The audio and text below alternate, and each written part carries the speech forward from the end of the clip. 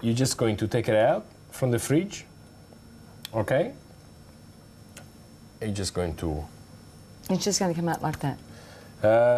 Yes. Oh, Okay. Well, there you go. So Oh, Michele, that's fabulous. we got some egg white, some icing sugar, and a little bit of lemon juice. And usually, what else you can do is actually add some of the pistachio paste through as well, so we'll give a nice color and a nice flavor.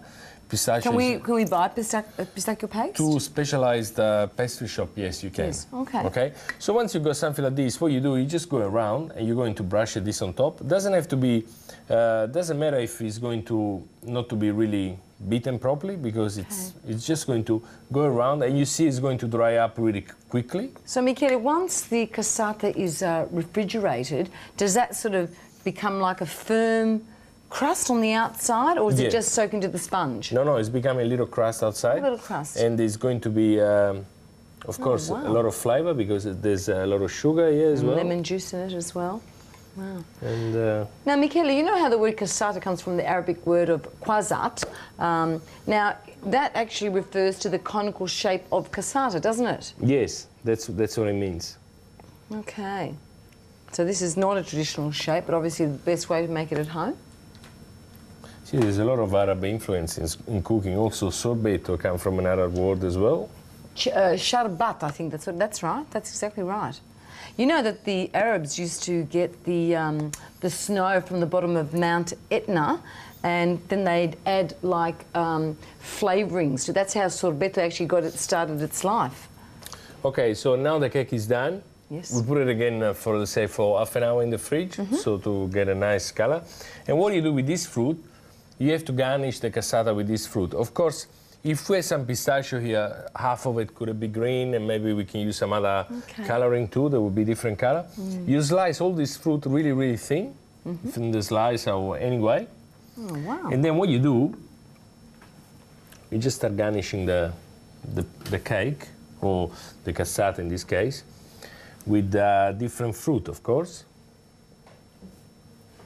Isn't it so reminiscent of Sicilian desserts, though, all the colours?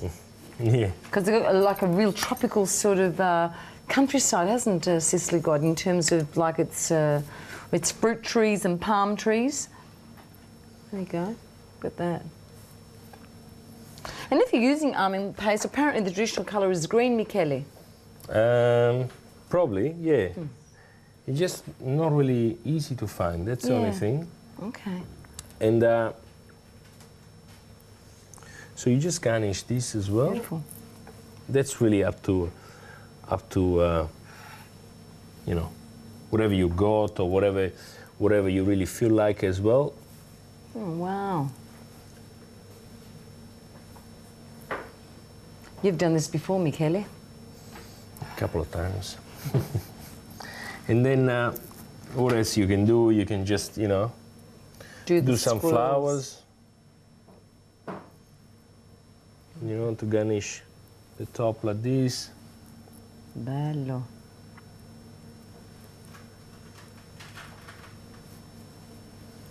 And basically that's a cassata siciliana. That's a cassata. Oh, Michele, that's fantastic. Thank you.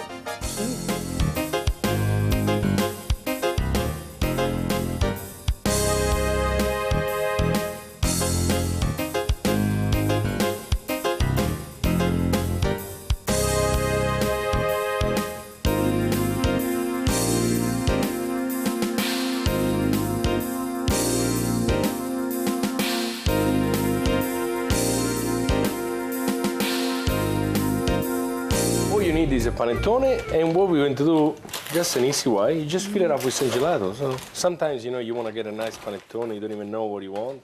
And you know the most important thing, Michele, is that people probably shouldn't attempt to make these panettone at home, because they never seem... There's a huge story there with the rising and improving of this cake. It takes quite a long time.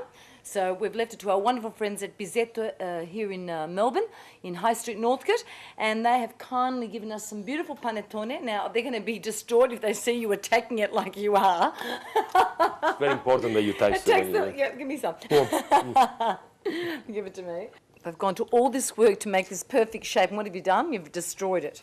But what a fantastic idea to do at home. Even the kids can help Mum do this in the kitchen, or Dad. Look at this. Yum. It's fantastic. Any flavour ice cream, preferably vanilla though, yes? Yeah, because you've got already a lot of flavours inside, so you don't want to... And for some of us that have been working very hard, maybe with a shot of grappa in there, what do you think? Oh, yeah. And this is beautiful because you can eat it straight away, you can put it in the freezer. Yeah, oh, can you? Or you can even do, you know, the small ones. You can buy the small ones. Yes. Do it like this, put it in the freezer, and then what you do, you put it in the oven for a second so they're nice and hot outside. And you know what? You can serve them individually per person. What a great idea. Not too much time in the kitchen. Done. Oh, how easy is that? That's cheese. That's cheese way out. Fantastic. Beautiful. Thank you, viewers, for tuning in this evening. I hope you've enjoyed tonight's segment on Sicilian desserts. Cassata Siciliana and cannoli, fabulous, I suppose, representatives of what Sicily is all about, the colour of the fruits and what happens down there. Yeah. Michele, thank you. Thank you. You've got a really handy hand there with decoration. I didn't know you could do that so well. I've got a new job for you in the kitchen these days, yeah. Right? Thank you to Caterina for all your back of house work, Allegra for your patience, and beautiful Tanya, who always surprises us with a drink. But Tanya, I've got a surprise for you tonight, because Michele decided you needed a bit of a perk up, and he's made you some beautiful gelatina di caffè, or caffè alla gelatina, or I don't know. Gelatina di caffè. Ah, benissimo. And it's done how, with Michele? lemon leaves. With just a lemon leaf through, with some flavour of lemon you're going to have when you eat it. And it's a nice accompaniment to the cassata, isn't it? Yeah, especially in summer. Fantastic. Well, it's for everybody, but not for you, Allegra, because you're underage. And I would like to say a big thank you to all our sponsors for looking after us so well here at the show.